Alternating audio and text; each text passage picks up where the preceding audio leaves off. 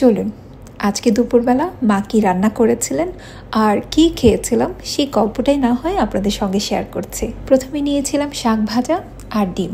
সকালবেলা ডিম খাইনি বলে মা একদম আস্ত ডিম প্লেটে ধরিয়ে দিলেন।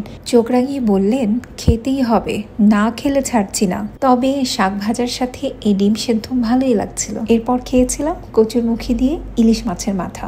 ইলিশ মাছ গত কয়েকদিন আগে এসেছিল, আর ইলিশ মাছ বাসায় এলেই মা ওই ইলিশ মাছের মাথা দিয়ে কচুরমুখী রান্না করেন।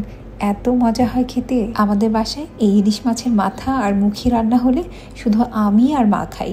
এত মজার রান্না, বাট কেন জানি বাবা একদমই পছন্দ করেন না এই রান্নাটাকে। আচ্ছা, এরপর চলে এলো চিংড়ি মাছ। হ্যাঁ, আমার অনেক পছন্দের চিংড়ি মাছ। আমি আসলে জানতামই না যে মা আজকে চিংড়ি মাছ রান্না করেছেন। জানলে হয়তো বা সবার আগে প্লেটে এই চিংড়ি মাছটাকে নিয়ে নিতাম খাওয়ার জন্য।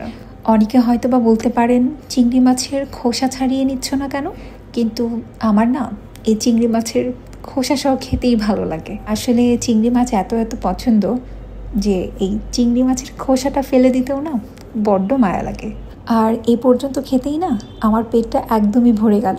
আর যখনই খাওয়া শেষের একটা ঢেকুর তুলতে যাব, তখনই মা চামচ দিয়ে আগ বাড়িয়ে এই মাছ ভুনাটা এগিয়ে দিলেন। যদিও আমার পেট ভরে গেছিল, কিন্তু এই মাছের লোভটা না একদমই সামলাতে পারছিলাম না। উফ, এত ফ্রেশ ছিল মাছটা খেতে, কি আর বলবো। যদিও আমি আরেক পিস নিয়েছিলাম খেতে, ওইটা না ভিডিও করা হয়নি।